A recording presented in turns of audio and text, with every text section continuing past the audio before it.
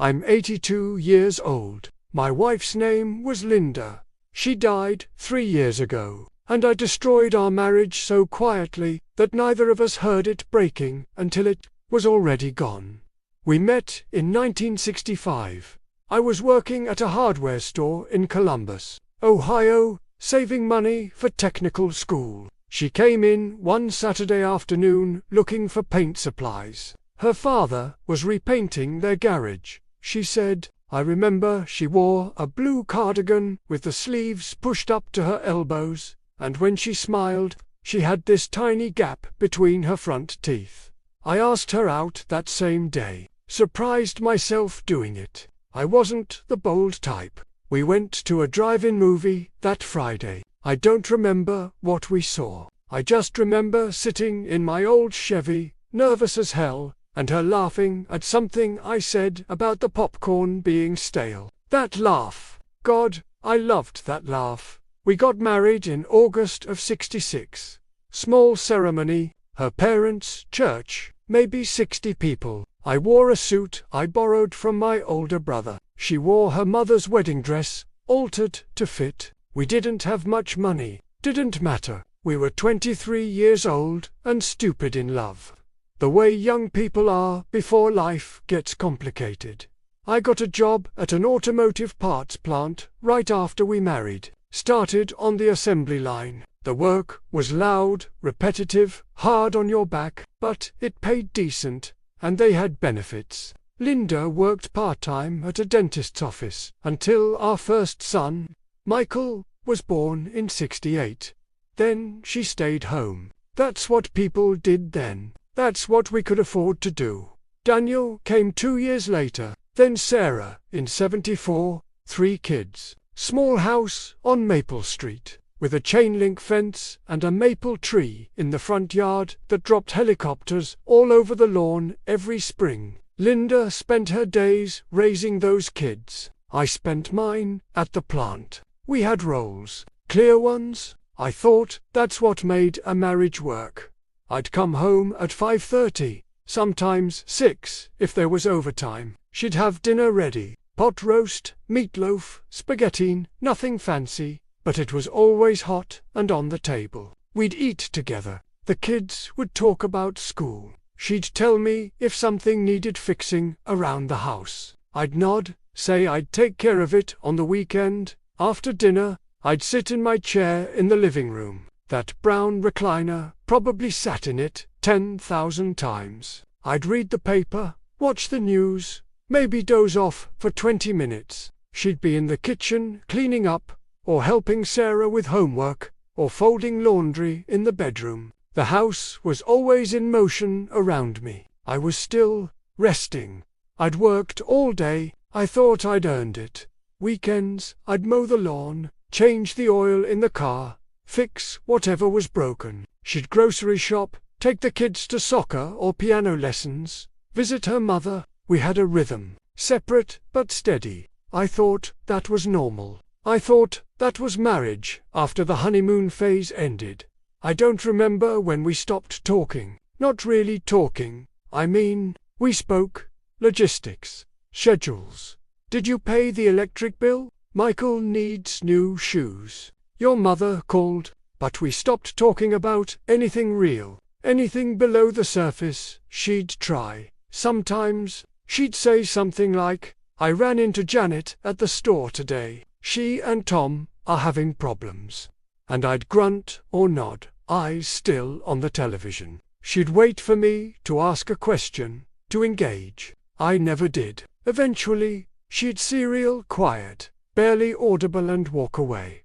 I told myself I was tired. I told myself she understood. I told myself we were fine. The thing is, I wasn't cruel. I need you to understand that. I never yelled, never raised a hand, never cheated, never lied about money, never did the big, obvious things that end marriages. I thought that meant I was a good husband. But every single day, I made a choice. Small, almost invisible. I chose the newspaper over conversation. I chose the television over sitting with her. I chose silence over effort. She'd be at the kitchen sink, washing dishes, staring out the window at nothing. I'd walk right past her to get a beer from the fridge. Wouldn't stop, wouldn't put my hand on her shoulder, wouldn't ask what she was thinking. Just walked past like she was furniture. She'd mention she'd had a hard day, that Sarah was being difficult, or the washing machine was making a strange noise. I'd nod and say, "Mo," not even looking up from the sports section. She'd stand there for a moment, waiting, then she'd leave the room.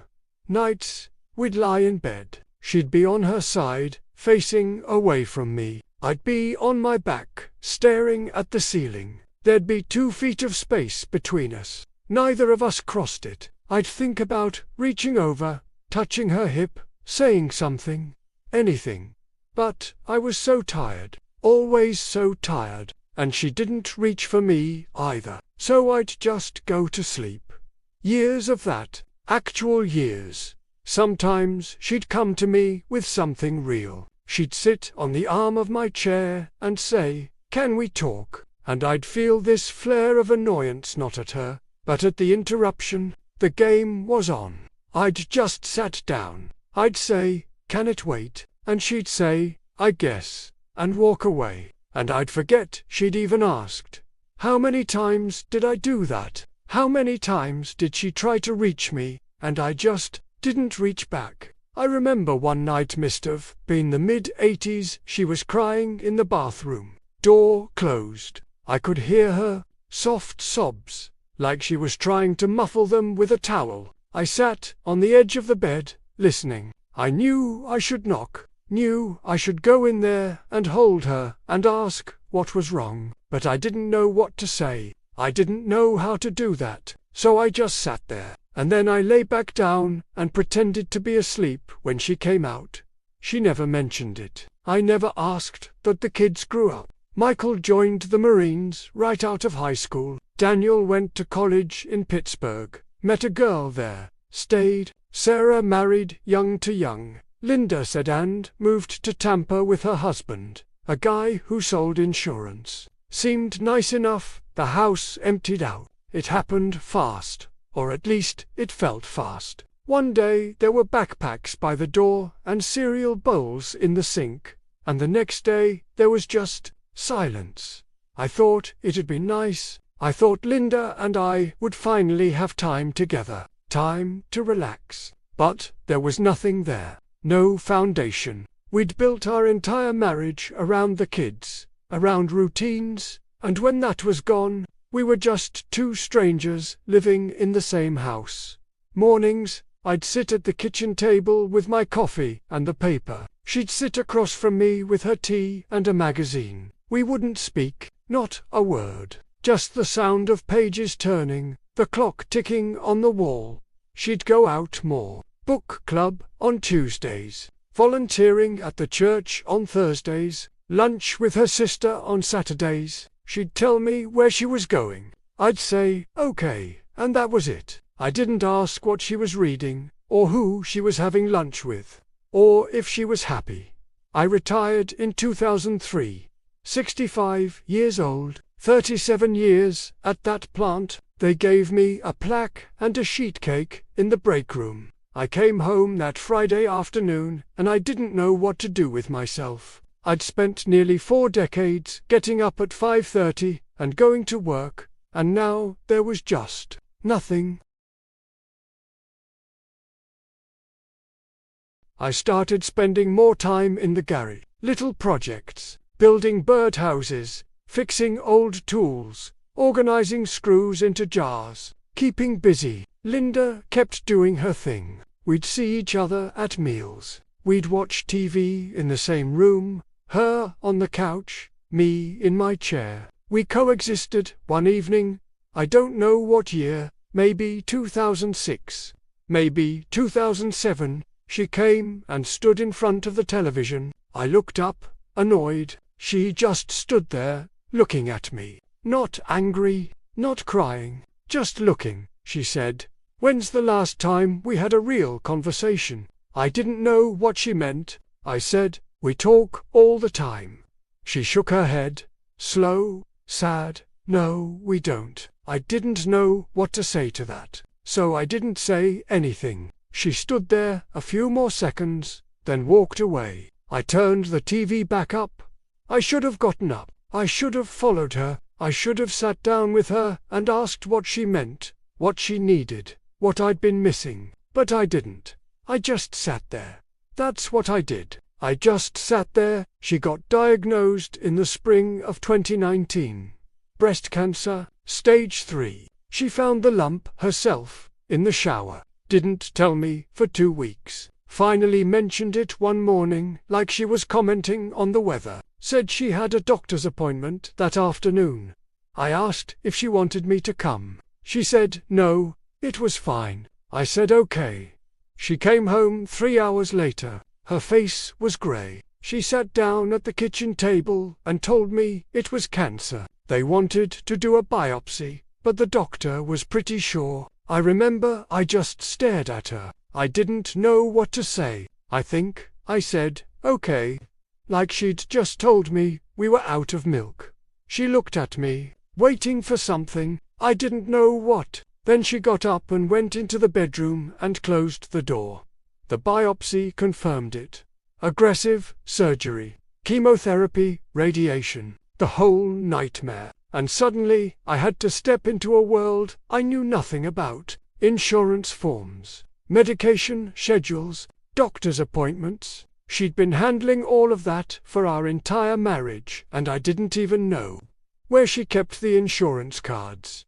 I went with her to appointments, drove her to chemo, sat in those terrible waiting rooms with fluorescent lights and fish tanks, surrounded by people who looked as scared as I felt. She'd sit next to me, silent, staring at the floor. I wanted to hold her hand. I wanted to say something comforting, but I didn't know how. We hadn't touched each other with intention in years. It felt too late to start.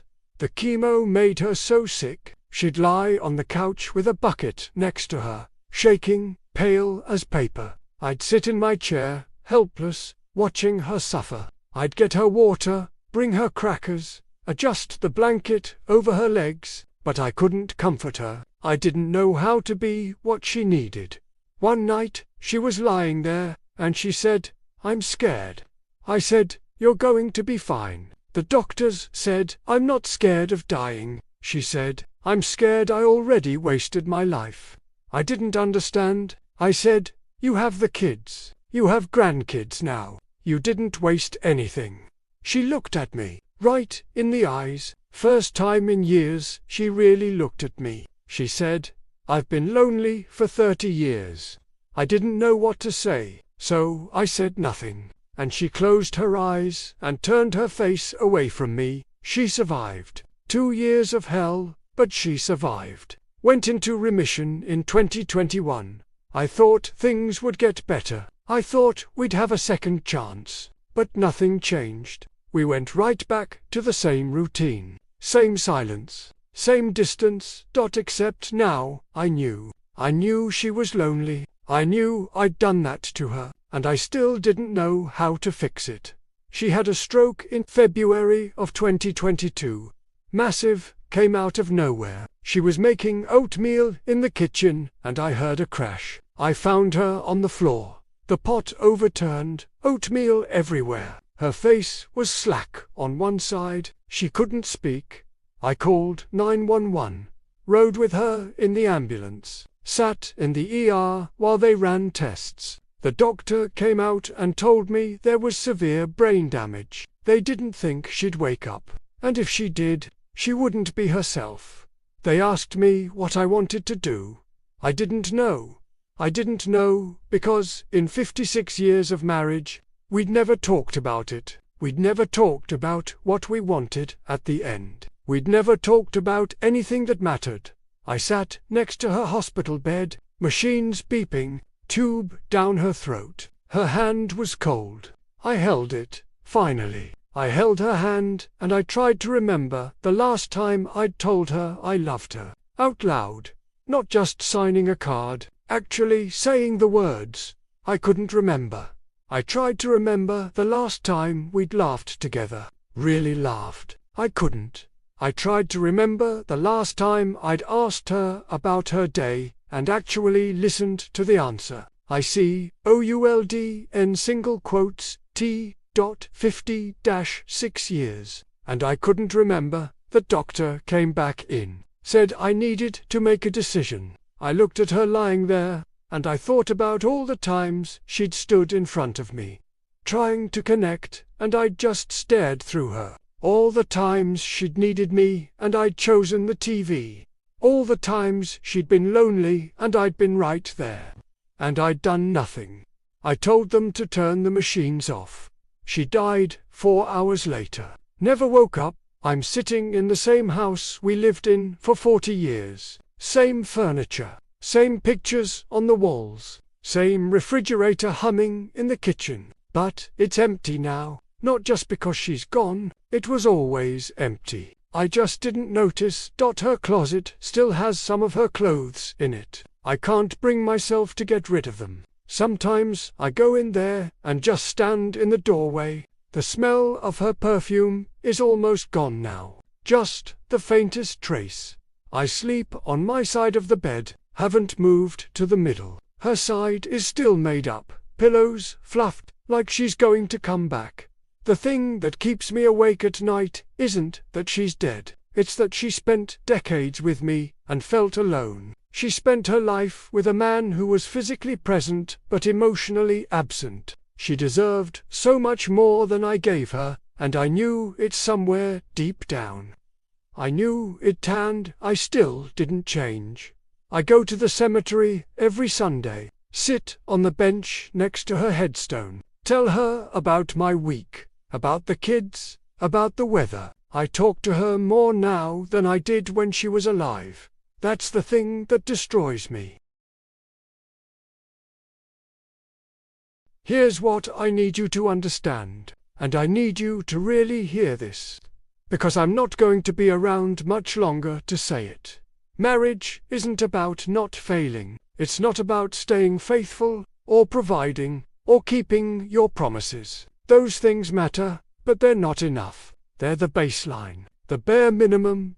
Marriage is about attention. Intentional, daily, unglamorous attention.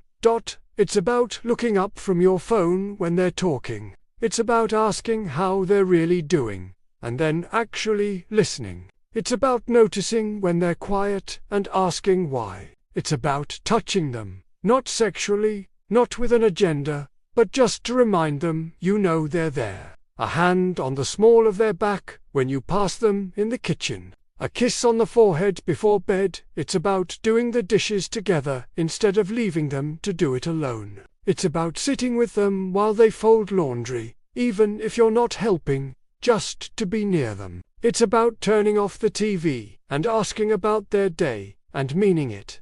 It's 1,000 tiny choices, every single day, for decades. And here's the part that nobody tells you. You can choose wrong every single day, and nothing dramatic will happen. There's no affair, no screaming match, no moment where everything falls apart. It just fades, so slowly you don't even see it. One day you wake up and you're lying next to a stranger. I thought I was a good husband because I didn't do bad things. But I didn't do good things either. I didn't do anything. I was passive. I coasted. I assumed she'd always be there, so I didn't have to try. And now she's not. If you're 30, 40, 50 years old, and you're in a relationship, listen to me. Right now, today, put down your phone. Close your laptop. Turn off the TV. Go find your partner. Look at them. Actually, look at their face. Ask them how they're feeling. Ask them what they're worried about. Ask them if they're happy. And then shut up and listen. Don't defend yourself. Don't explain. Don't minimize. Just listen. And tomorrow, do something small. Make them coffee the way they like it. Send them a text in the middle of the day that says you're thinking about them. Sit next to them on the couch instead of across the room. Touch their hand. Do that every day. Not because it's romantic, not because you're trying to fix something, But, because they're a human being you chose to build a life with, and they deserve to be seen. Don't wait until they're sick. Don't wait until they're dying. Don't wait until they're gone. Don't be me. I'm 82 years old. I live alone in a house that used to feel too small when it was full of kids, and now feels too big for just me. I still sit in the same chair every night. I still read the paper with my coffee every morning, but now, sometimes, I get up and I stand at the kitchen sink and I look out the window at nothing, the way she used to, and I finally understand what she was thinking about all those years. She was wondering if I was ever going to notice her.